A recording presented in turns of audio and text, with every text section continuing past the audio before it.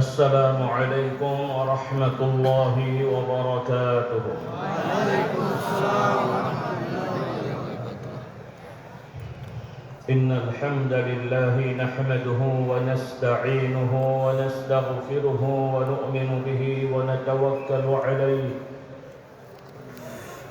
ونعوذ بالله من شرور أنفسنا ومن سيئات أعمالنا.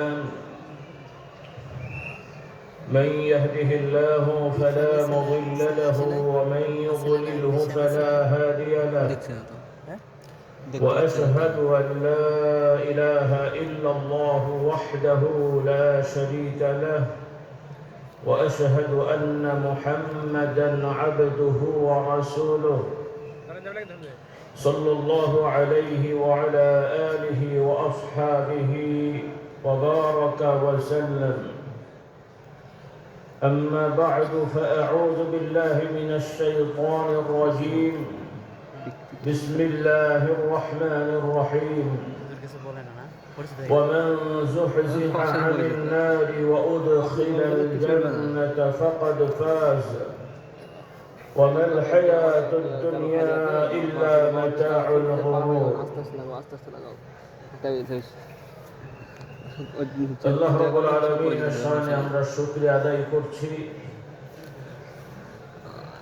আমরা ঈমানের দাবি আদায়ের লক্ষ্যে জুমার দিনে জুমার সালাতের উদ্দেশ্যে আল্লাহর ঘরে আমরা সমবেত হয়েছি। আলহামদুলিল্লাহ। সম্মানিত মেহমানবৃন্দ, মুসল্লিয়ান ইকরাম যারা এখনো রাস্তায় রয়েছেন, আসছেন, হাঁটাচলা করছেন, আপনারা দেখতে পাচ্ছেন অধিকাংশ জায়গা সম্পূর্ণ হয়ে গেছে। তারপরও আপনাদের নজরে যেই যেই জায়গায় মোটামুটি দাঁড়িয়ে নামাজ পড়া যাবে, 2 জন 3 জন 4 জন এভাবে আপনারা মিলে কাতার করবেন। একা না দাঁড়িয়ে কোথাও যদি সামনে ডান বামের কাতার মিল করার সুযোগ নাও থাকে, যেহেতু আমাদের মজলিসে ধারাবাহিক কাতারগুলো চলে গেছে, যেখানেই ফাঁকা থাকুক হয় সামনে অথবা পেছনে কিছু কাতার আছে, কাজেই আপনারা এই কাতারের মাঝখানে কেবলামুখী হয়ে 2-3 জন একসাথে দাঁড়ালে কাতার হয়ে যাবে। সর্বক্ষেত্রে লক্ষ্য রাখতে হবে আপনাদের চেহারা এবং সিনা, বুক এবং মুখ যাতে করে কিবলার দিকে থাকে, এবং 2-3 জন যে দাঁড়াচ্ছেন সমান থাকবেন ডান বাম। এভাবে কাতার করলেও ইনশাআল্লাহ নামাজ শুদ্ধ হবে। বেখেয়ালে বা উদাসীনভাবে কিবলা থেকে ডানে বায়ে কোনো দিকে যেন আমরা ঘুরে না দাঁড়াই। কোথাও কোথাও জায়গাগুলো আমাদের একটু নড়চড় আছে, সরাসরি হয়তো উত্তর দক্ষিণ সোজা নেই। এই সমস্ত জায়গায় অনেকে যে যেখানে পাচ্ছেন ওই দিকেই দাঁড়িয়ে যাচ্ছে, তাতে করে দেখা যাচ্ছে যে কিবলা ঠিক হচ্ছে না। নামাজের জন্য কিবলাটা ঠিক হওয়া এটা জরুরি। এই বিষয়গুলো আমরা লক্ষ্য রাখবো। যেহেতু কষ্ট করে আমরা এসেছি সালাত আদায়ের জন্যে, আমাদের উদাসীনতার কারণে, বেখেয়ালের কারণে যাতে আমাদের এই নামাজটা নষ্ট না হয়। অন্তত 2টা রাকাত সালাত আমরা সুন্দর করে আদায় করব। আগে পরের সুন্নত আমরা পরের সুন্নত বাড়িতে যেও পড়ার সুযোগ থাকবে, আর আগেও তো সুন্নতের সুযোগ দেয়া হবে ইনশাআল্লাহ। আর যে যেখানেই আছি আরবি খুতবাটা মনোযোগের সহিত শোনার চেষ্টা করব। বাংলা আলোচনাটাও শুনবেন ইনশাআল্লাহ। যদিও এই বাংলা আলোচনা বা অনারবি আলোচনা যেটা আমরা এখন করছি দ্বিতীয় আজানের আগে, এটা জুমার কোনো অংশ না।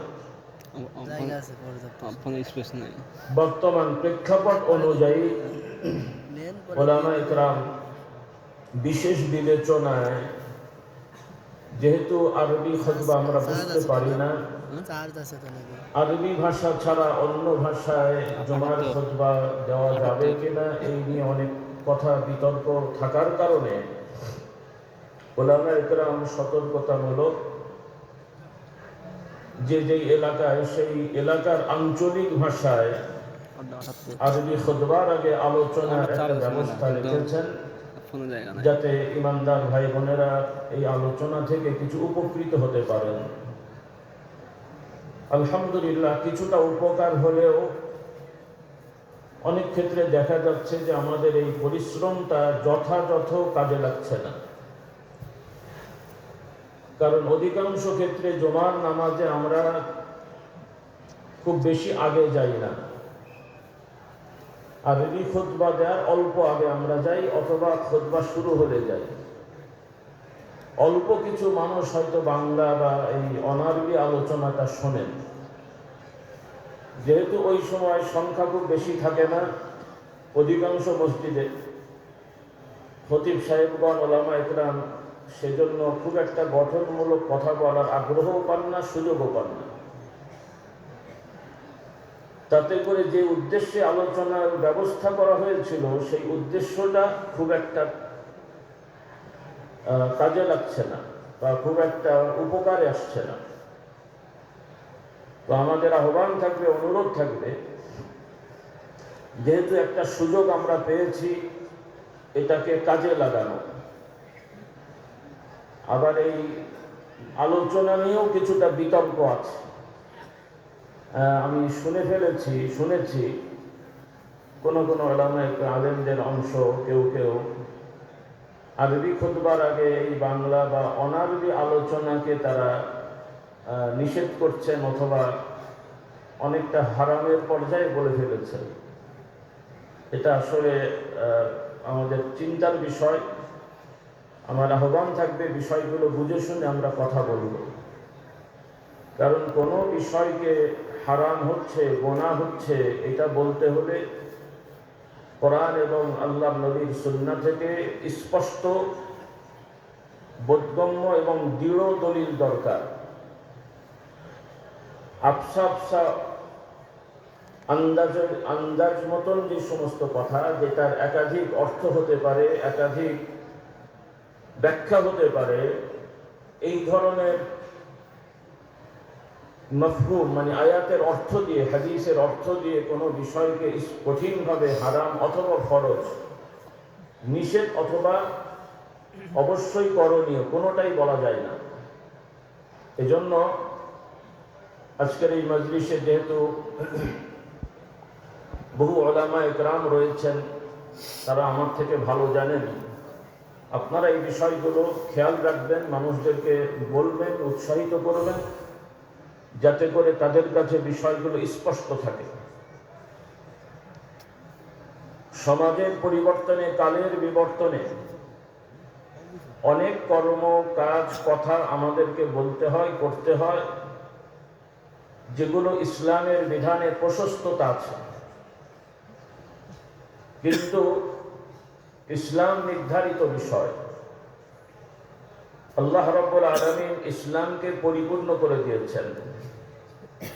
তো সেই পরিপূর্ণতার অর্থ এটা নয় যে সকল ক্ষেত্রে হুবহু আল্লাহর নবীর জমানার মতন হতে হবে। অর্থাৎ আমাদের সব ক্ষেত্রে হুবহু হয় না। আল্লাহর নবী সাল্লাল্লাহু আলাইহি সাল্লামের আদর্শের হুবহু হতে হবে ইবাদতের ক্ষেত্রে। ইবাদত পালনের উপকরণ, সহায়ক, সামাজিক আচার অনুষ্ঠান কোরআন সুন্নাহর সরাসরি সাংঘর্ষিক বিরোধী না হলে এগুলো বৈধ, প্রশস্ত। যেমন আমরা জুমার নামাজ 2 রাকাত পড়ছি, জোহরের নামাজ 4 রাকাত পড়ি। রাসূলুল্লাহ সাল্লাল্লাহু আলাইহি সাল্লামের জামানায় জুমার নামাজ 2 রাকাত ছিল। রাসূলুল্লাহ সাল্লাল্লাহু আলাইহি সাল্লামের মসজিদ মাটির মসজিদ ছিল, বিছানোর সেরকম কোনো সুন্দর ব্যবস্থাপনা ছিল না, জায়নামাজ, কার্পেট, পাটি বা এই ধরনের। সাধারণ মাটি, এটাকে পরিষ্কার পরিচ্ছন্ন করে রাখা হতো। টিন বা অ্যালবেস্টার ছাদ, গতানুগতিক এগুলো ছিল না। তাহলে আমরা বর্ণনা পাবো যে আল্লাহ রাসূল সাল্লাল্লাহু আলাইহি সাল্লাম যে মসজিদে নামাজ পড়েছেন, মাটির মসজিদ ছিল, 2 রাকাত নামাজ পড়েছেন। তার মানে আমাদের দেশের পাকা মসজিদে নামাজ হবে না। ফতোয়া কি এরকম হবে? আবার কেউ যদি বলে যে নবীর মসজিদ মাটির ছিল, গরম ছিল, কোন রকম 2 রাকাত নামাজ পড়ে সাহাবারা চলে গেছেন, আমরা এখন এয়ার কন্ডিশন মসজিদে বসেছি, কাজেই আমরা আরামে আছি, 8 রাকাত পড়ি, সেটাও কি মেনে নেওয়া যাবে? তাহলে ইবাদতের 2 রাকাত কমতি বা বাড়তি করার সুযোগ নেই, কিন্তু কার্পেট বেছাবেন না, এসি দেবেন না, ফ্যান দেবেন, পাকা হবে না, 4 তলা হবে, এগুলোতে কোনো মতভেদ করার সুযোগ নেই। তাহলে একদিক থেকে আমরা নবীর মতন হুবাহু করিনি, আর একদিক থেকে করেছি। ইবাদত করছি হুবাহু, কিন্তু আনুষঙ্গিক জিনিস হুবাহু হয়নি। এই বিষয়টা আমাদের খেয়াল রাখতে হবে। তো যদি আমরা ফতোয়া দিতাম, বা কেউ যদি এখনো মনে করে যে জুমার আগে আরবি খুতবার আগে একটু আলোচনা না করলে নামাজটা সঠিক হলো না, তাহলে বলতে হবে যে এটা ইসলামের মধ্যে বাড়ানো হয়েছে, এটা বেদাত, এবং এই নিয়তে করলে অবশ্যই গুনাহ। কেউ যদি এই আলোচনাটাকে আরবি খুতবার মতন জুমার নামাজের অংশ মনে করেন, তাহলে এই মনে করার কারণে এই বসে থাকাতে কোনো সওয়াব নাই, বরং গুনাহ হবে। কারণ আপনি ইসলামকে বানালেন নতুন করে, যেটা ইসলামে নেই। আবার এই একই কাজ আপনি করলেন যে এখন একটু সুযোগ আছে, আগে এসেছি মসজিদে, ইমাম সাহেবও দেখলেন ভাইরা আগে এসছেন, একটু নসিহত করি, ওয়াজ নসিহত করি, মানুষ শিখুক, এখানে বাধা দেওয়ার কোনো যুক্তি নেই। কারণ এটার জন্য তো আর আরবি খুতবা কেউ শুনবে না, এমন না যে বাংলা খুতবা শুনে বাইরে চলে যাবে, আবার নামাজের সময় আসবে, এমনটি হয় কি না? এমনটি বলা হয়। এই জন্য ইসলামের বিষয়ে মতামত দিতে হলে অবশ্যই কোরআন সুন্নাহকে যথাযথভাবে জ্ঞান অর্জন করতে হবে। পূর্ববর্তী নির্ভরযোগ্য উলামা ইকরাম, তাদের মতামত জানতে হবে, তাদের সংস্পর্শে থাকতে হবে। শুধু বই পড়েও কিন্তু হবে না। দুনিয়ার জাগতিকভাবে অনেক বিদ্যা আছে যে শুধুমাত্র বই পুস্তকের দ্বারা শেখানো হয় না। বই পুস্তকের থিওরি পড়ার পাশাপাশি আবার প্র্যাকটিক্যাল, ব্যবহারিকভাবে তাদেরকে ট্রেনিং দেওয়া হয়, আছে না নেই? স্বাস্থ্যবিজ্ঞান, তারপরে প্রকৌশলী বিদ্যা, আরো অন্যান্য সশস্ত্র বিদ্যা, এই সব জায়গায় থিওরির সাথে প্র্যাকটিক্যাল আছে। আর ইসলামের একটা বড় বিষয়ই হলো প্র্যাকটিক্যাল। সেটা হলো আল্লাহর নবী, সাহাবা, এই যে আমরা নাম বলি, প্রচলিত নিয়মে মাদ্রাসায় যারা পড়ে, আরবিতে তিলমিজ, তলাবুল ইলম বলে। মাদ্রাসা শুধু নয়, যে কোনো প্রতিষ্ঠানের শিক্ষার্থী, ছাত্রকে আরবিতে তিলমিজ বা তলাবুল ইলম বলে। ইংরেজিতে স্টুডেন্ট বলে, বাংলায় ছাত্র, শিক্ষার্থী ইত্যাদি আমরা বলি। কিন্তু রাসূলুল্লাহ সাল্লাল্লাহু আলাইহি ওয়াসাল্লামের সময়ে আল্লাহর নবীর হাতে যারা বায়াত হয়ে অঙ্গীকার করে কুফর শিরিক বর্জন করে ঈমান এনে মুমিন মুসলিম হয়েছেন, তাদের পরিচয়টা ইসলামের পরিভাষায় কি এসেছে?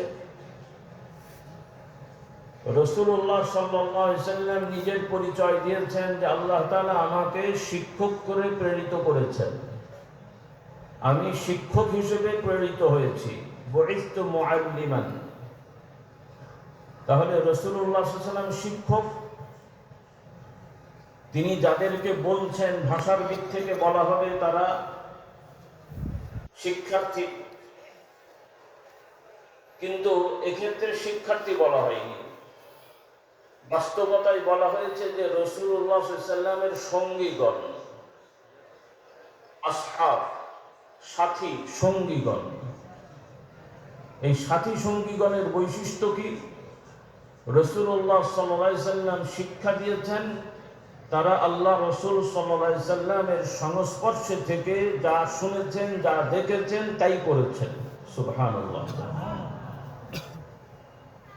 অধিকাংশ সাহাবী কিন্তু আমাদের মতন হাদিস পড়েননি, যে আমরা পড়ছি নবী বলেছেন এটা করো, আমরা পড়ে তারপরে করছি।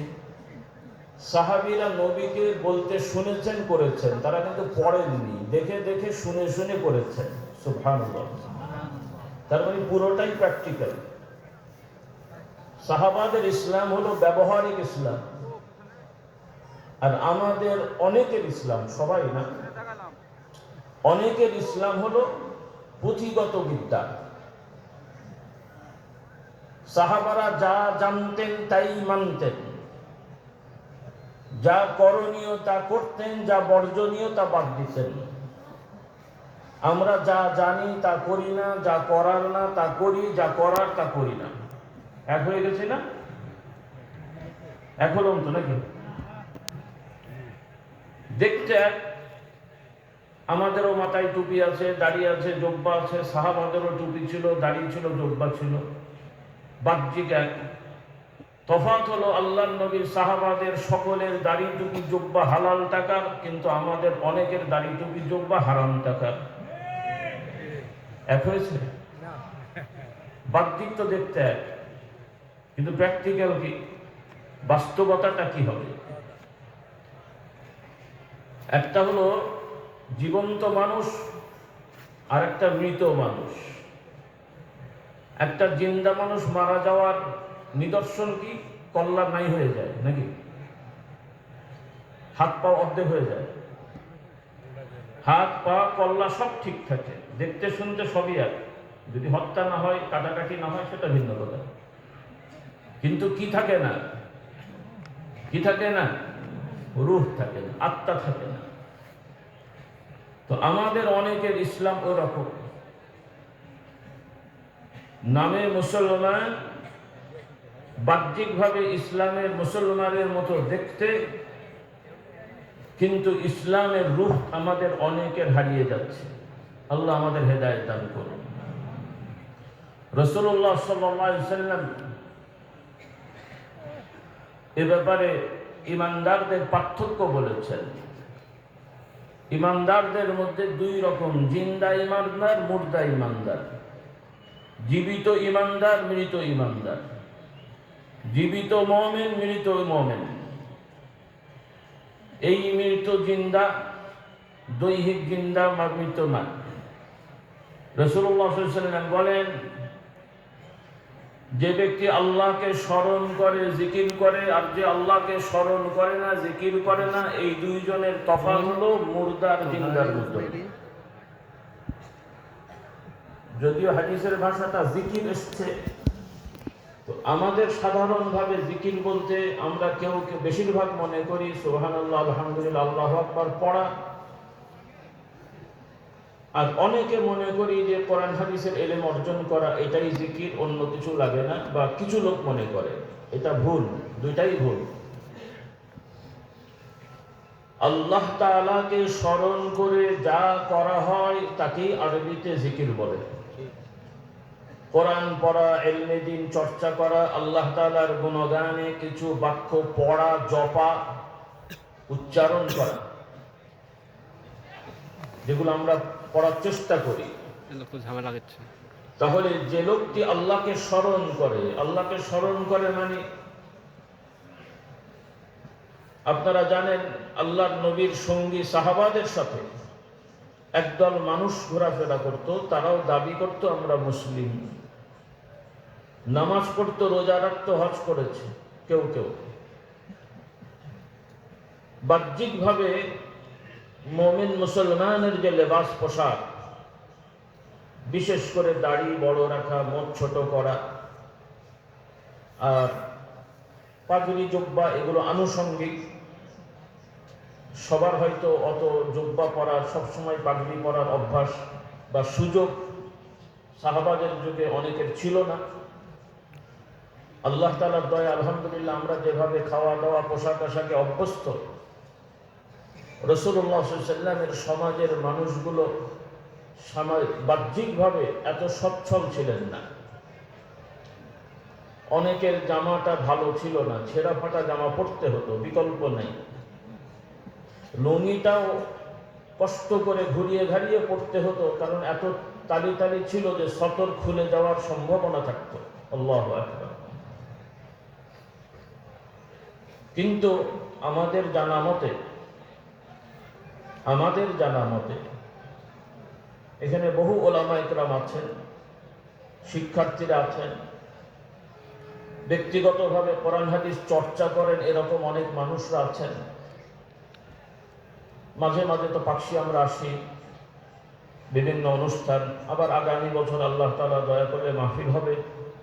এক বছর ম্যাক্সিমাম সময় দিলাম, আর মাঝে তো সময় থাকছে।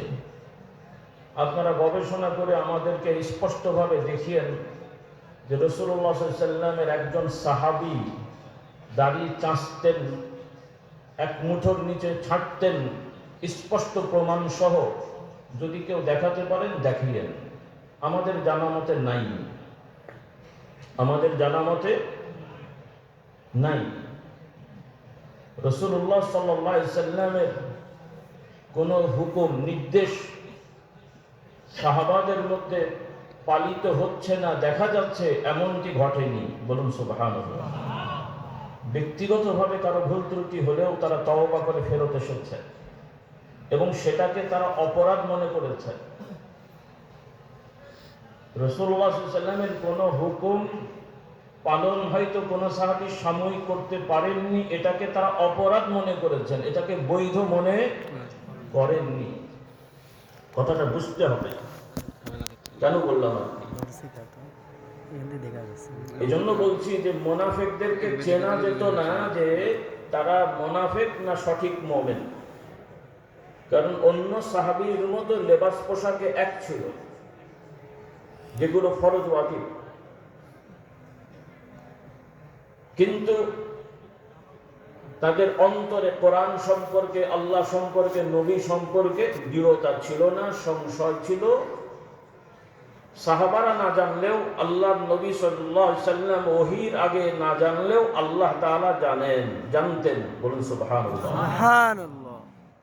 এজন্য আল্লাহ তাআলা ওহী করে রাসূলুল্লাহকে সাবধান করেছেন যে আপনার আশপাশে এই লোকগুলো যাদেরকে আপনি মুমিন মুসলিম মনে করে ভালোই মনে করছেন, বাস্তবে কিন্তু তারা প্রকৃত মুমিন মুসলিম না। তো এখানে দুটো বিষয় আমরা বুঝলাম যে মুনাফিকরাও কিন্তু জিকির করত, নামাজ পড়তো, রোজা রাখতো, দাড়ি টুপি ছিল, কিন্তু কোরআনুল কারীমে আল্লাহ তাআলা এই মুনাফিক আর মুমিনদের তফাতের কথা বলেছেন। ঈমানদাররা আল্লাহ তাআলাকে স্মরণে রাখে, জিকিরে রাখে, সার্বক্ষণিক সর্বসময় বেশি বেশি। বলুন সুবহানাল্লাহ। কারণ কোরআনুল কারীম আল্লাহ তাআলা হুকুম দিয়েছেন উযকুরুল্লাহা যিকরান কাসীরা। তাহলে ঈমানদারদের বৈশিষ্ট্য হলো আল্লাহর হুকুম সবসময় পালন করবে, বেশি বেশি করবে, আর সকাল সন্ধ্যা সর্ব অবস্থায়। আর মুনাফিকদের কথা কোরআনুল কারীমে বলা হয়েছে ওয়ালা ইয়াযকুরুনাল্লাহা ইল্লা কালিলা। মুনাফিকরাও জিকির করে, মুনাফিকরাও নামাজ পড়ে, কিন্তু তারা বেশি করে না। কতটুকু করে? যতটুকু করলে মানুষ মনে করবে মুমিন। বলুন নাউযুবিল্লাহ। তাহলে বোঝা গেল যে নবীর জামানার মুনাফিকগুলোরও একটা স্ট্যাটাস ছিল যে মানুষ যেন ধরতে না পারে যে আমি মুনাফিক, এই জন্য নামাজ পড়া, দাঁড়িয়ে রাখা, টুপি পড়া বা বাহ্যিক আর যেগুলো আছে করত। কিন্তু বর্তমান আমাদের সমাজের বড় বড় ইসলামের মর্দে মুজাহিদ হয়েও দেখলে তাকে নমস্কার দেবেন না, সালাম দেবেন, চেনা যায় না। ঠিক। কিন্তু মুখে মুখে বড় বড় কথা। এখন বিবেকের কাছে প্রশ্ন করেন তাদের দ্বারা আমরা কি ফায়দা পাবো? আমরা কারো অন্তর জানি না, কিন্তু কোরআনুল কারীমে আল্লাহ তাআলা বলেন কাফের মুশরিক মুনাফিকদের শত্রুতার কথা বললেন যে তাদের বাস্তবতা বাহ্যিকভাবেই তাদের শত্রুতা তো তোমরা দেখতে পাচ্ছ, কিন্তু এদের অন্তরে যেটা আছে এটা বাহ্যিকের থেকে আরো বড় ভয়ঙ্কর। বলুন নাউজুবিল্লাহ। নাউজুবিল্লাহ। তো এখন প্রশ্ন হলো, যে সমস্ত মানুষেরা যেই ইবাদত বন্দিগি, যেই ইসলামের নিয়ম কানুন পালনে সরাসরি কোনো বাধা নেই, নিষেধাজ্ঞা নেই, জটিলতা নেই, এগুলো সে পালন করতে চায় না বা অভ্যস্ত হয় না, তো তাদের দ্বারা আপনি আমি আশা করব যে যেখানে বাধা আছে সে বাধা উপেক্ষা করে ইসলাম পালন করবে না। আর সে যদি বলে আমি করব, সত্যি কথা না মিথ্যে কথা, সততা না ভণ্ডামি, তো ভণ্ডামি দিয়ে সমাজে কোরআন হয় না ইসলাম হয়?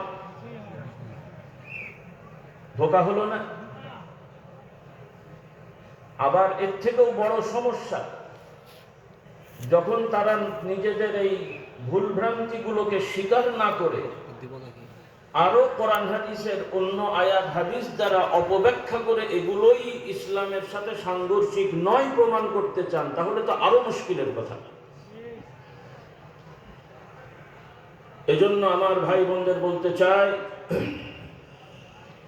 আসুন আমরা পরিপূর্ণ মুসলমান হই। অবশ্যই আমরা কেউ দাবি করতে পারবো না যে আমরা নবীর সাহাবাদের মতন শতভাগ হয়ে যাব।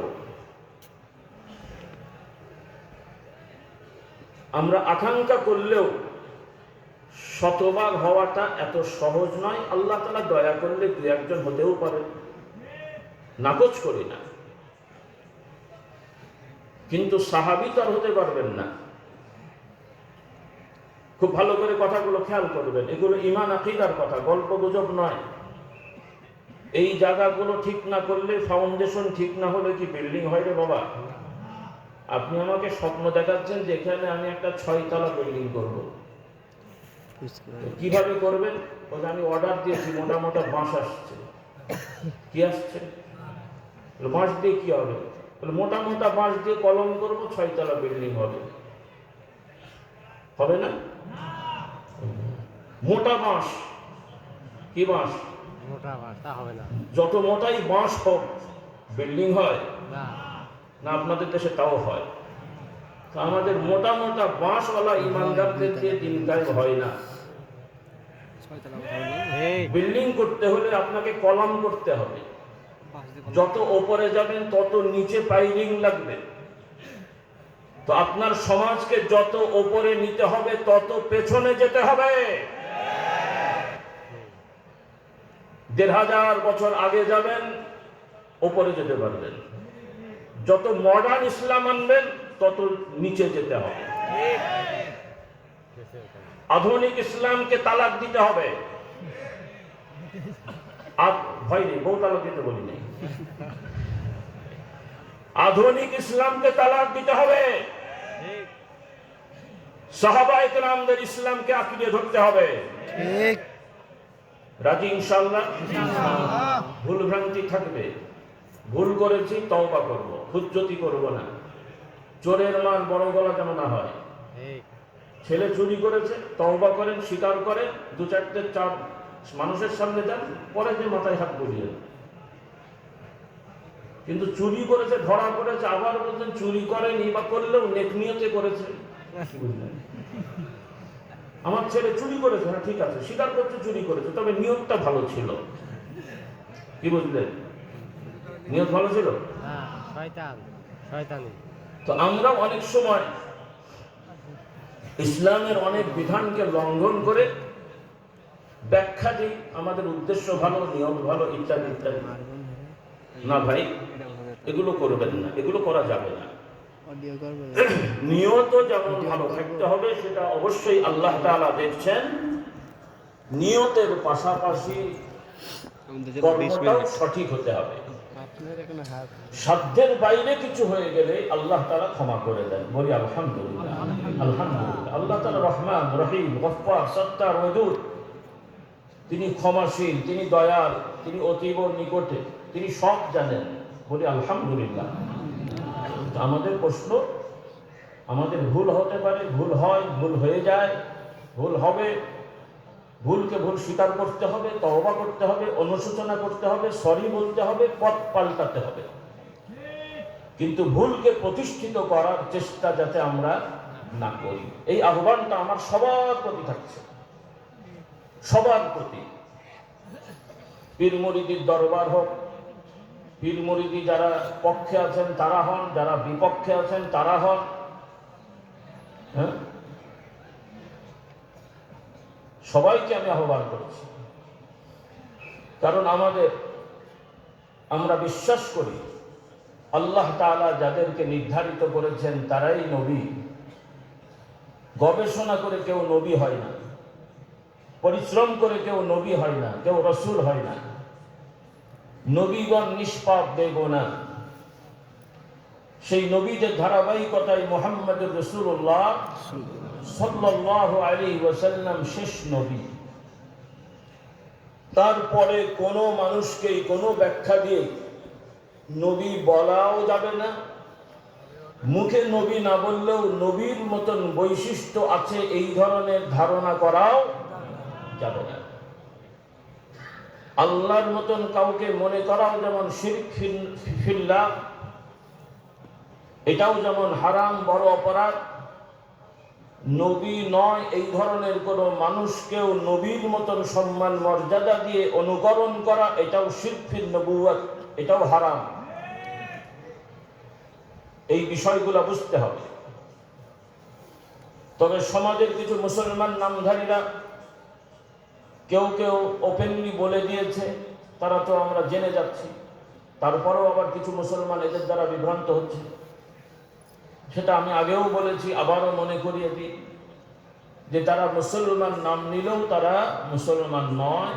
যারা আহমদিয়া মুসলিম জামাত দল করে এবং গোলাম মোহাম্মদ কাদিয়ানীকে নিজস্ব তাদের ব্যাখ্যায় উম্মতি নবী বলে, তারা দাড়ি টুপি নামাজে মুসলমানের মতো দেখলেও, পরিচয় দিলেও, কোরআন হাদিসের রেফারেন্স দিলেও, কিন্তু কোরআন হাদিসের স্পষ্ট বিষয় লঙ্ঘন করার কারণে আমরা তাদেরকে বলছি, বিশ্বাস করছি তারা মুসলমান নাম নিলেও তারা কাফের। এটা বোঝা গেল। এখন থাকলো আরেক দল, যাদেরকে আমরা কাফের বলছি না, কিন্তু কাজগুলো কুফরি। তারা পীর কেন্দ্রিক হোক, দরবার কেন্দ্রিক হোক, অথবা পীর বিরোধী হোক, বিষয় একই। আস্ত গরু চুরি করা অথবা টাকা চুরি করে গরু কেনা, কোনটা কম অপরাধ? হ্যাঁ, তবে প্রথমটাই গণধোলাই খাওয়ার সম্ভাবনা বেশি থাকে, পরেরটা একটু কম থাকে। আমাদের সাংবাদিক ভাইয়েরা একটু আদবের সহিত দ্বিতীয়টাই বলেন দুর্নীতিগ্রস্ত, আর প্রথমটাই বলেন গরু চোর। এই তফাৎ। কিন্তু ইসলামের আইনে শাস্তির দিকে কোনো তফাৎ নাই। গরু চুরি করে আরেক গ্রাম থেকে বা গরু চুরি করে নিয়ে এসে কোরবানি দেওয়া বা খাওয়া যেমন অপরাধ, সরকারি হোক বেসরকারি হোক, শার্ট প্যান্ট পরে হোক, পাগড়ি মাথায় দিয়ে হোক, টাকা চুরি করে গরু ছাগল কেনা ওই একই অপরাধ। তো পীর মুরিদির নামে হোক অথবা বিভিন্ন ইসলামী স্কলার নামে হোক, যারা মানুষ হিসেবে গবেষণা করে কথা বলতে যে ভুলভ্রান্তি করেছেন, তাদের অন্তর আল্লাহ জানেন। যারা কবরে গেছেন তাদের বিচার আল্লাহ করবেন। কিন্তু আমরা যাদের কথা শুনছি, যাদের কথা পড়ছি, আপনারা যাদের কথা শুনছেন, পড়ছেন, যাদের দল সংগঠন বা যাদের দরবারে আপনারা যাচ্ছেন, স্পষ্ট তাদের এই ভুলভ্রান্তিগুলোকে যদি আপনারা ভুলভ্রান্তি স্বীকার না করে উল্টো হুজ্জতি করেন, তাহলে আমাদের ভয় হয় ঈমান নিয়ে কবরে যেতে পারবেন কিনা। কারণ আপনি আপনার পীর সাহেবকে, আপনি আপনার দলের নেতা বা স্কলারকে এমনভাবে সম্মানিত করলেন যেটা নবীর মর্যাদা। কথাগুলো বুঝতে হবে। আল্লাহ তাআলা আমাদের বোঝার তৌফিক দান করুন। আর এই সমস্যা কিন্তু সাধারণ মানুষের তুলনায়, আল্লাহ মাফ করুন, শুনতে হয়তো খারাপ লাগবে, আমি ছোট মুখে বড় কথা বলে ফেলছি, মাদ্রাসায় পড়ুয়া হুজুরদের সমস্যাটা বেশি। কারণ অনেক হুজুর মার্কা আছেন স্পষ্ট সহিহ হাদিস বিরোধী ইজতিহাদি মতকে আপনারা গ্রহণ করছেন। এটা কিন্তু খুব জঘন্য অপরাধ। একাধিক হাদিস থাকলে সেখানে এক হাদিসের ব্যাখ্যায় আর এক হাদিস মানা যায়, কিন্তু ইজতিহাদি মাসলায় স্পষ্ট সহিহ হাদিস এবং নির্ভরযোগ্য ইমামরা যদি এটাকে গ্রহণ করে থাকেন, আন্দাজ অনুমান করে এটাকে মানসুখ বলে দিয়ে এটাকে পাশ কাটালে, যদি ভুল করে থাকেন আল্লাহ মাফ করবেন, কিন্তু বুঝে শুনি যদি আপনি মনে করেন সারা জীবন করে আসছি সবাই করে কাজেই এর থেকে বেরোই কেমন করে, তাহলে কিন্তু ঈমান নষ্ট হয়ে যাবে। আল্লাহ তাআলা আমাদেরকে সঠিক বুঝতে দান করুন। তো যাই হোক, একটু মৌলিক বিষয়গুলো মনে করিয়ে দিচ্ছি, কারণ সবসময় এই কথাগুলো বলার পরিবেশ থাকে না। আল্লাহ তাআলা আমাদেরকে এই বিষয়গুলো বুঝদান করুন। তো সর্বোপরি আমার ভাইয়েরা, আপনারা কষ্ট করে এসেছেন, আসুন আমরা খাঁটি মুসলমান হওয়ার চেষ্টা করি। সব কিছু হয়ে যেতে হবে এমনকি আল্লাহ তাআলা বলেননি, চেষ্টা থাকবে সাধ্য অনুযায়ী, এটাই আমাদের জন্য পূর্ণাঙ্গ। বলুন সুবহানাল্লাহ, আলহামদুলিল্লাহ। আল্লাহ তাআলা কোরআনে বলছেন, ইউরিদুল্লাহু বিকুমুল ইউসরা ওয়া লা ইউরিদু বিকুমুল উসরা। আল্লাহ তাআলা তোমাদের থেকে সহজ করেছেন, তোমাদের জন্য সহজ চান, তোমাদের থেকে আল্লাহ তাআলা সহজ বিষয় চেয়েছেন, কঠিন কিছু চাননি। বলুন সুবহানাল্লাহ। আল্লাহ তাআলা বলছেন, ইয়া আইয়ুহাল্লাযীনা আমানুত্তাকুল্লাহা হাক্কা তুকাতিহি। হে ঈমানদারেরা, তোমরা যথাযথভাবে আল্লাহকে ভয় করো, হকভাবে আল্লাহকে ভয় করো, যথাযথ সত্যভাবে ভয় করো। এই আয়াত যখন নাজিল হলো, সাহাবায়ে কেরামরা বিচলিত হয়ে গেলেন, ভয় পেয়ে গেলেন। ইয়া রাসূলুল্লাহ, আমরা কিভাবে আল্লাহ তাআলাকে যথাযথ ভয় করব? আমরা তো দুর্বল, কত অন্যায় না ভুল করে ফেলি, কত কাজ যথাযথ তো করতে পারছি না। আল্লাহ তাআলা সান্ত্বনা দিলেন, এই যথাযথ মানে হলো যার যেটা সাধ্য ওইটা থেকে নিচে এসো না, ওইটা ঠিক রাখো। সুবহানাল্লাহ। ফাত্তাকুল্লাহা মাস্তাতা'তুম। আবার আয়াত নাযিল করে আল্লাহ তাআলা ওই আয়াতের ব্যাখ্যা করে দিলেন, সাধ্য অনুযায়ী আল্লাহকে ভয় করো। বলি আলহামদুলিল্লাহ। লা ইউকাল্লিফুল্লাহু নাফসান ইল্লা উসআহা। আল্লাহ তাআলা কারো সাধ্যের বাইরে চাপিয়ে দেন না। সুবহানাল্লাহ। কম্পাস নাই, তারকা সূর্য কিছুই দেখতে পাচ্ছেন না, ঈশা মাগরিব বা আসর জোহরের ওয়াক্ত হয়েছে, মেঘাচ্ছন্ন আকাশ, কোন দিকে কিবলা স্পষ্ট বোঝা যাচ্ছে না, ঠিকঠাক করে আন্দাজ করে নামাজ পড়লেন যে এই দিকটাই হবে, নামাজ শেষ, পরে বোঝা গেল যে উত্তর দিকে নামাজ পড়েছে, ওয়াক্ত চলে গেছে, নামাজও শেষ, পরে দেখলেন যে যেই দিকে কিবলা মনে করেছেন ওই দিকে কিবলা নয়। কয়বার পড়তে হবে? মানে ওই ওয়াক্তের নামাজটা হয়নি মনে হয়, নাকি হয়েছে না হয় না? আলাদা করে 2 বার 3 বার পড়তে হবে? বলি আলহামদুলিল্লাহ। আর একটা হলো চিন্তা নাই, শুরু করে দিলেন নামাজ। একজন বলে, ভাই এই দিকটা হলো না, কেবলা তো এই দিক হবে। আচ্ছা দূর ভাই, রাখুন তো আপনার কেবলা, আমি মনে করছি পড়বো। হলো নামাজ? তফাৎ হয়েছে না? হ্যাঁ। আল্লাহ দিন সহ সাধ্য অনুযায়ী চেষ্টা করেন, ভুল হলে আল্লাহ ক্ষমা করে দেবেন, কিন্তু অবহেলা যাতে না হয়, অবজ্ঞা যাতে না হয়। কথা বোঝা গেছে? ইসলামের মূল নীতি। বলি আলহামদুলিল্লাহ। এগুলো ফাউন্ডেশন, উসুল, নীতি। সব জায়গায় আমাদের এই মেহনতগুলো থাকবে। শুধু নামাজ রোজা না, ইসলাম তো শুধু নামাজ রোজা হজ যাকাত না, আমাদের সামাজিক সকল বিষয়ে আল্লাহর আদর্শ আছে না নেই? জবাই করার যেমন ইসলামী বিধান আছে, পশু ক্রয় করারও ইসলামী বিধান আছে। জবাই করার বিধান মানলাম, বিসমিল্লাহ বলে জবাই করা, ছুরি ধার দিয়ে সুন্নতি তরিকায় জবাই করা, সব ঠিক আছে, কিন্তু যে টাকা দিয়ে কিনলাম সেটা হয় সুদের, না হলে ঘুষের, অথবা মানুষকে ঠকানো, অথবা অধিকার নষ্ট করা টাকা। হারাম মানে শুধু সুদ ঘুষ না। অনেক গ্রামের ভাই আছেন, বুক ফুলিয়ে বলেন, আমরা সুদ ঘুষ খাই না, আমার ব্যাংকে কোনো অ্যাকাউন্ট নাই, কোনো সমিতির কারবার নাই, আমি চাষাবাদ করি, আল্লাহ যা দেন তাই খাই। মাশাআল্লাহ, কথা সুন্দর, কিন্তু ভালো খবর হলো উনি ভাইয়ের জমি, বোনের জমি দখল করে রেখেছেন, ওই চাষাবাদ করে ওই ফসলের সুন্নতি কদু নিয়মিত খান। কি সুন্দর হয়েছে না? কথা বলেন, হারাম হয়নি।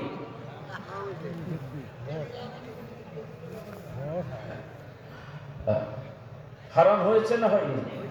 হারাম হয়ে গেছে। কাজে আমাদের খাওয়া দাওয়া হালাল হতে হবে, নাকি এগুলো বাছা অসম্ভব? আমার ভাইদের আহ্বান করব, কারণ আপনারা কষ্ট করে আসেন, দরবারে যান, বিভিন্ন ইসলামী কাজে শরীক হন, দান খয়রাত করেন। এমনও অনেক দাতা আছেন মাশাআল্লাহ, দান করেন, মানে দানের দিক থেকে ভালো, মসজিদে দান করেন, মাদ্রাসায় দান করেন, লাখ টাকা মসজিদে দিয়ে দিচ্ছেন, লাখ টাকা মাদ্রাসায় দিয়ে দিচ্ছেন, কিন্তু ভেতরের খবর হলো নিজের ওয়ারিসদেরকে ঠকাচ্ছেন, ভাইদের হক দিচ্ছেন না, বোনের হক দিচ্ছেন না, অথবা ব্যাংকের ঋণ নিয়ে শোধ না করে আত্মসাৎ করেছেন, ওইদিকে আবার মসজিদ মাদ্রাসায় টাকা দিচ্ছেন। প্রথমত ব্যাংকের থেকে যে ঋণ নিলাম সুদ ভিত্তিক, এটাই তো হারাম। এরপরে আবার এই ঋণের টাকা না দিলে অটোমেটিকলি এই ব্যাংকগুলো একটা সময় দেউলিয়া হবে। আর দেউলিয়া হওয়া মানে হলো যে এই ব্যাংকে যারা টাকাগুলো রেখেছিল ওই বেচারারা জীবনে টাকা পাবে না, শুধু বড় বড় ডকুমেন্ট থাকবে, এগুলো গলায় তাবিজ হিসেবে ব্যবহার করলে কিছু উপকার আসবে, আর মাঝে মাঝে ধুয়ে খেলে হয়তো একটু পেট ভরতে পারে। এই হলো আপনাদের সুদভিত্তিক অর্থনীতি। অথচ আপনারা এই সুদভিত্তিক অর্থনীতিকেই রাষ্ট্রের উন্নয়নের চাবিকাঠি মনে করছেন, যেই সুদভিত্তিক অর্থনীতি ইমানদারের সমাজের ধ্বংসের বড় কারণ। আমি ভাইদের অনুরোধ করব, যারা রাষ্ট্রের বিভিন্ন বিভাগে কাজ করেন, আপনারা তওবা করেন, এখনো সময় আছে, তওবা করেন। একটা হয়েছে যে না ভাই আমরা ভুল করে ফেলছি, আল্লাহ দেখছেন। আর যদি মনে মনে করেন হুজুররা যা বলে বলুক, এগুলো ছাড়া দুনিয়া চলে না, তাহলে কুফরি হালতে মরার জন্য প্রস্তুত থাকেন। যতই নামাজ পড়েন, রোজা রাখেন, কোরআন হাদিসের স্পষ্ট কোনো প্রমাণিত মাসলাকে অস্বীকার করলে ঈমান থাকবে না। কোন পীর সাহেব হুজুরের ফতোয়াও দেওয়া লাগবে না। আবার ঈমান আমল নিয়ে কবরে গেলে কোন পীর সাহেব হুজুরের ফতোয়াতেও আপনার কবরের আযাব হবে না। ফেরেশতারা রহমত দ্বারা, আপনার আল্লাহর রহমত দ্বারা কবরকে ভরপুর করে রাখবে। তো আপনি আমি যাতে এটা না মনে করি কিছু হুজুরের ফতোয়া পক্ষে থাকলো বিপক্ষে থাকলো আমরা পার পেয়ে যাব। হ্যাঁ, ওলামারা ফতোয়া তো দেবেন, ফতোয়া দেবেন না কেন? কিন্তু আমাদের উপস্থাপনার কৌশলে যদি কোনো আলেম ভুল বুঝে ফতোয়া দেন, তাহলে আমরা যে কৌশল করে তার থেকে পক্ষে বিপক্ষে ফতোয়া নিলাম, এই ফতোয়া কার্যকর হবে না। এই বিষয়গুলো আমাদের বুঝতে হবে। মানুষ ভুল করছে, আমি তো আগেই বললাম, ভুল ভুল, কিন্তু ভুলকে সঠিক মনে করলে কোরআন হাদিসের স্পষ্ট বিষয়, সুদ, ঘুষ, অন্যের হক নষ্ট করা, অন্যের অধিকার নষ্ট করে টাকা নেয়া, যে যে অপরাধ করেনি তার নামে সেই অপরাধ সাজিয়ে তার থেকে টাকা নিয়ে তাকে বিপদে ফেলা, যে যে অপরাধ করেনি, বুঝলাম অপরাধ করেছে, কিন্তু সে যে অপরাধ করেনি তার নামে অপরাধ দেয়া হলো, এরপরে তাকে আবার টাকা নিয়ে তাকে ছাড়ানো হলো, যেন ওই অপরাধটা না দিলে তো সে টাকা দিত না, ভয়ে টাকা দিল। এই টাকা কি হালাল হয়েছে? এই ধরনের কার্যক্রম সেই কথাই বলে ড্রাকুলাদের রক্ত চোষার মতন। যদিও এটা কাল্পনিক কথা, ড্রাকুলা যেন রক্ত চুষে খায়, সমাজের কিছু গণ্যমান্য মানুষের আছে আমাদের সমাজের মানুষের রক্ত চুষে খায়। আমি অনুরোধ করবো, আহ্বান করব, যারা এমনটি কাজ করেন, মানুষকে ঠেকিয়ে, মানুষকে বিপদে ফেলে টাকা উপার্জন করা, বিপদে ফেলে টাকা উপার্জন করা, মানে তাকে সমস্যায় ফেলে তার থেকে কিছু আদায় করা, এটা ইসলামের আইনে কত বড় অপরাধ জানেন? কত বড় অপরাধ জানেন? ইসলামের আইনে কোনো মানুষকে ঠেকিয়ে বিপদে ফেলে টাকা আদায় যারা করবে, কোরআন সুন্নাহ মোতাবেক ইসলামী শরিয়া কোর্টের আইন অনুযায়ী এই ধরনের অপরাধীদের শাস্তি হলো মৃত্যুদণ্ড। আপনাদের প্রচলিত আইনে যেমন মৃত্যুদণ্ডের শাস্তি আছে না? আছে না? নেই? তাও আবার প্রেসিডেন্টটা কি ক্ষমা করতে পারে? এটা খুব বড় অন্যায় আইন। সত্যিকার ইসলামের আইনে যেই যেই অপরাধে মৃত্যুদণ্ড হয়, এই অপরাধের মৃত্যুদণ্ড একান্ত যে হত্যা হয়েছে তার অভিভাবক ছাড়া পৃথিবীর কোন অথরিটির ক্ষমা করার অধিকার নাই। আইনগুলো শিখে নেন। হয়তো আপনারা মনে করুন এই আইন আমাদের বলে লাভটা কি? আইন জানতে হবে না? আপনারা মুসলমানের সন্তান না? কবরে যাবেন না? কবরের হিসাবকে বিশ্বাস করেন না?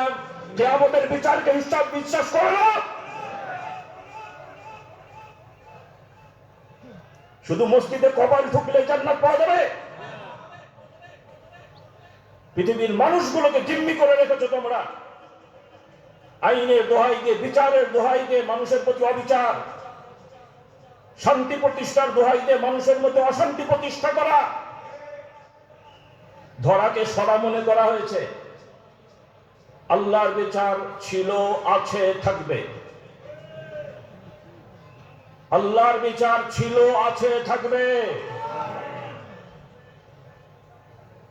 আমাদের সাথে কারো দ্বন্দ্ব নেই, ঝগড়াও নেই। আমরা আহ্বান করছি, কিন্তু একটু বড় গলায় কথা বলতে বাধ্য হচ্ছি। আমাদের এই অধিকার আছে। আল্লাহ আমাদেরকে এই অধিকার বাস্তবায়নের তৌফিক দান করুন। যেহেতু এই সমাজের মানুষগুলো আমাদেরকে ভালোবাসে, তারা আমাদের প্রতি আস্থা রাখে, আমরা তাদেরকে ভালো কথা বলবো, তারা এই আশা করে, কাজে এটা আমাদের অধিকার কিনা।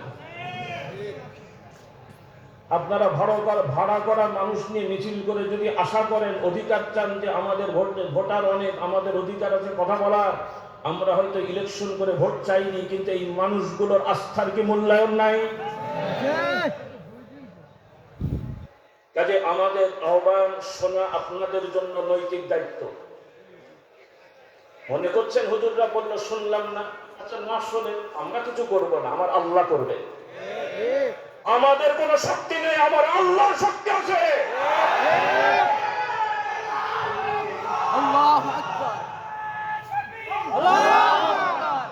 জালেমদের হুঁশিয়ার করে দিই, আমরা লাঠি সোটা নিয়ে মশা মারতে যাব না। আমরা মশা মেরে হাত নষ্ট করি না। আমার আল্লাহর এক হুকুমে তোমাদের বংশ নির্বংশ হয়ে যাবে।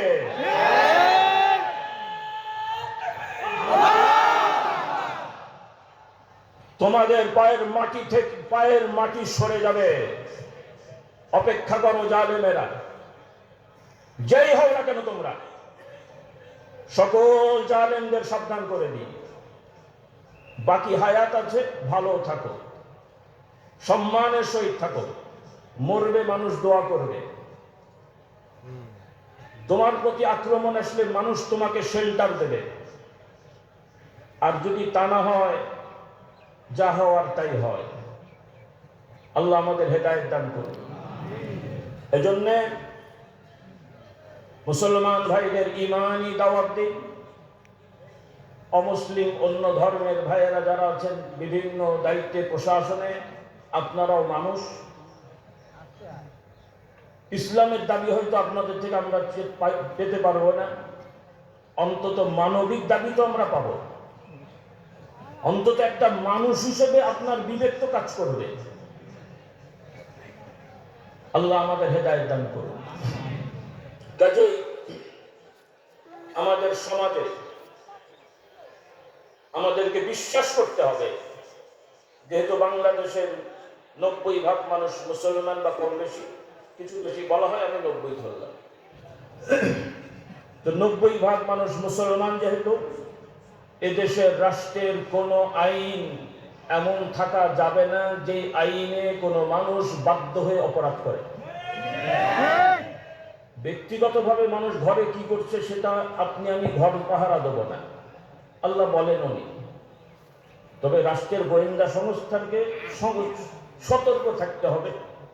ব্যক্তি পর্যায়ের অপরাধে তারা খোঁচাখুচি করার অধিকার রাখেন না, কিন্তু যে ব্যক্তির যে অপরাধের দ্বারা সমাজের ক্ষতি হবে, মানুষের নিরাপত্তার হুমকি থাকবে, সে যদি বাড়ি ঘরেও এই ধরনের পায়তারা করে, সেটা তো গোয়েন্দা রিপোর্টে তাকে রাখতে হবে এবং ব্যবস্থা নিতে হবে। তার মানে একজন ঘরে বসে বসে বোম বানাচ্ছে, আমি জানলাম অমুক জায়গায় যে ফাটাবে, আমি বলবো ঘরে করছে, আমি কিছু বলবো না, তাই বললাম নাকি? সেটা তো ঠিক নাই। একজন ঘরে বসে বিড়ি খাচ্ছে, সেটা আমরা জানলা খুলে বলবো না যে তুই বিড়ি খাচ্ছিস কেন। ঘরে বসে মদ খাচ্ছে, প্রশাসন বলতে পারে, কিন্তু আপনি আমি সাধারণ নাগরিক নসিহত করতে পারি, কিন্তু চট থাপ্পড় মারতে পারি না। নিয়মগুলো বুঝতে হবে আমাদের। কিন্তু সমাজে এমন এমন সব আইন এখনো আছে যে আইনের কারণে আমরা অপরাধ করতে বাধ্য হই। মানুষ ব্যবসা করবে, কিন্তু রাষ্ট্রের এমন এমন আইন আছে যে আপনি ভালো ব্যবসায়ী হতে গেলে আপনাকে বাধ্য হতে হয় ব্যাংকে যেতে এবং সুদ ঘুষের লেনদেন করতে হয়। ঘুষ তো আর আইনে নেই, অলিখিত আইন, অন্তত সুদেরটা তো আইন আছে না? নাই? কি ভুল বললাম? হয়তো ইসলামী ব্যাংক উইংস আছে, আপনারা অনুমতি দিয়েছেন, কিন্তু সেন্ট্রাল ব্যাংক তো বাধ্য করে ইসলামী ব্যাংকেও সুদ দিতে। তাহলে আপনি তো বাধ্য করলেন, তাহলে আপনি নাগরিক অধিকার দিলেন কোথায়? মদখোরদের মদ খাওয়ার নাগরিক অধিকার থাকলো, বিড়িখোরদের নাগরিক অধিকার থাকলো, মুসলমানরা হালাল উপার্জনে ব্যবসা করবে, তার নাগরিক অধিকার নাই। আইন শিখে নেন। আপনারা আইন বানাইছেন, আমরাও আইন বানাতে পারি, আলহামদুলিল্লাহ। আপনারা আইন বানান শুধু বিবেক দিয়ে, আমরা আইন বানাই কোরআন সুন্নাহ এবং বিবেক দিয়ে। কেউ ব্যক্তিগতভাবে আলাদাভাবে সুদ খায়, ঘুষ তো আলাদা, সেটা অনেক সময় হয়তো ভিন্ন ব্যাপার হয়। কিন্তু রাষ্ট্র কর্তৃক এমন নীতিমালা করা, বিশেষ করে মুসলিম অধ্যুষিত এলাকায়, যেখানে মুসলমানরা তার ব্যবসার স্বাধীনতা পাবে না, তার কথা বলার স্বাধীনতা পাবে না। বলবেন স্বাধীন তো আমরা করে দিলাম, করবেন, কিন্তু অন্যায় করে কেন? বিচার হলে যে আমাকে আরেকজনকে প্রভু কেন বলতে হবে? কেন আমরা বলবো না যে মাননীয় বিচারক, তাকে আমাকে প্রভু কেন বানাতে হবে? মানুষ কি মানুষের প্রভু? এগুলো কি পরিবর্তনের দরকার আছে না নাই? আপনারা বলেন আছে না নাই? সবাই শুনলেন তো? কথা বলছেন, সবাই শুনলেন তো? তাহলে এনাদের কথার মূল্যায়ন থাকতে হবে কিনা? হবে কিনা? আমার মুসলমানের কথার মূল্যায়ন যারা করবে, তারা এ সমাজ চালাবে। মুসলমানের সমাজের কথা যারা মূল্যায়ন করবে না, এ সমাজে তাদের কোনো অধিকার নাই। কথা ঠিক? মনে থাকবে? সময় মতো দেখবো, সময় মতো দেখবো। আল্লাহ সাক্ষী আছেন। কে সাক্ষী? কে সাক্ষী? কে সাক্ষী? আলহামদুলিল্লাহ। কথা ক্লিয়ার? আল্লাহ আমাদের ইমানের উপরে কায়েম থাকার তৌফিক দেন। আমাদের সন্তানদেরকে মুসলমান বানাতে হবে। অন্য ধর্মের কাউকে আমরা জোর করে মুসলমান বানাবো না। আমার সন্তান প্রাইমারি স্কুল থেকে ইউনিভার্সিটি লেভেল পর্যন্ত যত ফ্যাকাল্টিতে আছে, সব ফ্যাকাল্টিতে বাধ্যতামূলক ইসলাম শিখতেই হবে। এর বিকল্প কোনো শিক্ষা ব্যবস্থা হতে পারে না। সেই ব্যবস্থা মুসলমান মেনে দিতে পারে না। অন্য ধর্মের আমরা তো তাকে বাধ্য করি। একমত? ভয় পেয়ে গেছে। একমত? আমরা তো মারামারি কাটাকাটি করতে বলি নাই। আমরা আমাদের অধিকার চেয়েছি, আমরা আমাদের অধিকার চাচ্ছি। আমাদেরকে আমাদের অধিকার দিতেই হবে। অধিকার থেকে বঞ্চিত করলে আল্লাহর বিচার হবেই হবে ইনশাআল্লাহ। কথাগুলো মনে থাকবে। আল্লাহ তাআলা আমাদের বোঝার তৌফিক দেন। তবে হ্যাঁ, সবকিছু সরকারের ঘাড়ে চাপাতে হবে না। আপনার সন্তানের খাবার আপনি কেনেন, আপনার সন্তানের পোশাক আপনি কেনেন, আপনার সন্তানকে কোথায় পড়ান আপনি সিদ্ধান্ত নেন। কাজেই সরকারের দায়িত্ব ভালোভাবে পালন করবেন, এটা আমাদের আশা, আমাদের দোয়া। আপনি আপনার সন্তানকে ছোটবেলা থেকেই ব্যক্তিগত উদ্যোগে যেমন করে তার জামা কাপড় পরান, যেমন করে তাকে গোসল করান, যেমন করে তাকে খাওয়ান, ওইভাবে তাকে ঈমান আকীদা শেখানো, এটা আপনি বাবা, আপনি মা, আপনার দায়িত্ব। এটা পীর সাহেব হুজুরের দায়িত্ব না। আপনি সন্তানকে নাস্তিকের কাছে পড়াবেন আর পীর সাহেবের পানি পড়া মাথায় ঢালবেন আর মাথায় ফু দিয়ে নিয়ে যাবেন, হেদায়েত হয়ে যাবে না। ঠিক নাকি? তাহলে আপনারা পানি পড়ে নিয়ে যান। আপনাদের বাড়িতে যাদের তাল গাছ আছে, আগামী বছর নিয়ত করে ঢালবেন যেন ডাব হয়। পানি পড়া দিয়ে যদি তাল গাছে ডাব না হয় আর ডাব গাছে তাল না হয়, তাহলে আর পীর সাহেব হওয়া যায় নাকি? তো অব্যাহতি নিতে হবে। সন্তানকে পড়াবেন নাস্তিকদের, উন্মাদদের, মাতাল চরিত্রহীন লম্পটদের সাহিত্য, আর হুজুরের কাছে এসে মাথায় হাত বুলিয়ে নিয়ে যাবেন যেন শান্তি পাওয়া যায়, হেদায়েত পেয়ে যায়। কি ধরনের বুঝবে বাবা?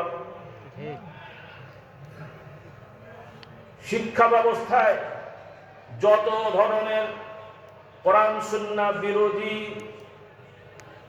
পাঠ্যপুস্তক আছে, মানে পাঠ্যপুস্তকের অংশ, শক্ত আর না। কোরআন, হ্যাঁ, অমুসলিমদের অনেক সাহিত্য আছে, ভাষার দিক থেকে ভালো। আমরা আরবি ভাষায় অনেক কাফের মুশরিকদের কবিতা ছন্দ পড়েছি, পড়া হয়, মাদ্রাসাতে পড়া হয়। সাহিত্যের দিকে, ভাষার দিক থেকে যেগুলো অ্যাকসেপ্টেবল ওগুলো ঠিক আছে, কিন্তু আদর্শ, আইডিওলজি, চেতনা, চিন্তা ফিকির, যে সমস্ত কবিতা, ছন্দে, গদ্যে নাস্তিকদের কথা আছে, সেকুলারিজমের কথা আছে, ধর্মহীনতার কথা আছে, সমকামিতার কথা আছে, অশ্লীলতার কথা আছে, জেনা ব্যভিচারের বৈধতার কথা আছে, এই ধরনের বিষয়গুলো এই সমাজের কোনো পাঠ্যপুস্তকে থাকা যাবে না। এবং গবেষকেরা গবেষণা করবেন, এই সমাজে যত লেখকদের বই আছে আলাদা আলাদাভাবে আপনারা গবেষণা করে আইডেন্টিফাই করে যথাভাবে কর্তৃপক্ষকে জানাবেন এই বইয়ের এই অংশগুলো মুসলিম চেতনা, ইসলামের চেতনা বিরোধী, এবং প্রশাসনের দায়িত্ব হবে ওগুলা ওখান থেকে সরিয়ে দেওয়া। সামান্য 3 হুজুর একসাথে বসলে তারা জঙ্গিবাদ হয়ে যায়, হাতে তসবিহ থাকে সেটা বোম হয়ে যায়। আর যারা এই জাতিকে ধ্বংস করার পায়তারা করে আমাদের ছোট ছোট শিশুদের মেধার মধ্যে পয়জন ঢোকাচ্ছে, তারা এদেশের সুশীল নাগরিক হয়? বাস্তবতা নিজের বিবেককে প্রশ্ন করেন। আমরা আশাবাদী, সামনে যাতে আমরা আর কোনো ধরনের বিচারের নামে অবিচার আমরা না দেখি। যে যে অপরাধ করেনি সেই অপরাধের শাস্তি যেন তাকে পেতে না হয়। অবশ্যই অপরাধীরা শাস্তি পাবে, সেটা হুজুর মার্কা হোক আর খেজুর মার্কা হোক। পাগড়ি করে চুরি করলেও চোর, টাই করে চুরি করলেও চোর, কাঁচা মেরে চুরি করলেও চোর। চোর ইজ চোর, চোর ইজ চোর। কাজেই সাক্ষী প্রমাণ সহ সত্য সাক্ষীতে কোনো দাড়িওয়ালা পাগড়িওয়ালা চোর ধরা করলে আমরা বলবো না যে হুজুরকে পিটিয়েছেন, হুজুরকে অপমান করলেন। হুজুর চুরি করেছে, ওনার নিজের হুজুরের সম্মান রাখেনি, তো আমরা তার পক্ষে যাবো কেন? পক্ষান্তরে গ্রামের একটা নিরীহ মানুষ বেচারা দিন আনে দিন খায়, তাকে আপনি সন্ত্রাসী বানিয়ে দিলেন, যে বেচারা জীবনে সন্ত্রাসের সহ জানে না। এটা তো আমরা মেনে নিতে পারি না। কথাগুলো বুঝতে হবে, কারণ এখানে ঈমান আকীদার বিষয় রে বাবা। কারণ দায়িত্বশীলদের দায়িত্ব তো যথাযথ কাজ করা। তো যাই হোক, অনেক বেশি কথা বলে ফেললাম, আল্লাহ আমাদের হেদায়েত দান করুন। কষ্ট পাচ্ছেন? একটু কষ্ট হয়ে গেল। তো আপনাদের মাঝে আমাদের ছেলেরা আসবে, আমাদের ছাত্র ভাইয়েরা, বিভিন্ন বিভাগের ছাত্র ভাইয়েরা আসছেন। আপনার একটু মুক্ত হস্তে অনুদান দেবেন, আল্লাহ তাআলা কবুল করুন। আর আলহামদুলিল্লাহ আমরা এবছর আমাদের যে মসজিদ কমপ্লেক্স এর সামনে পশ্চিম দিকে অলরেডি 12টা বা 12টা পিলারের কাজ শুরু হয়েছে। টোটাল পিলার হবে মনে হয় 36টা না কয়টা আর কি। 20 ফিট পর পর, মানে 4 তলা থেকে 5 তলা করা যাবে আশা করছি। হ্যাঁ 50,000, মানে এক এক ফ্লোর 10 থেকে 11,000 স্কোয়ার ফিট হবে হয়তো, বা এক এক ফ্লোর 10 থেকে 11,000 বর্গ ফিট, এভাবে 4টা থেকে 5টা হবে আশা করছি। বলি আলহামদুলিল্লাহ। আপনারা দোয়া করেন, আশা করেন হয়তো আল্লাহ যদি করেন আগামী মাহফিলের আগেই যেন একটা পর্যায়ে আমরা চলে যেতে পারি, আল্লাহ কবুল করেন, বলেন আল্লাহুম্মা আমিন। গতকাল রাতে আলহামদুলিল্লাহ উল্লেখযোগ্য অনুদান অনেকে নিয়োগ করেছেন। ছাত্র ভাইরা আসা শুরু করে দেন, ছাত্র ভাইরা আসা শুরু করে দেন ইনশাল্লাহ। প্রায় 152 টন, কাজটা শেষ।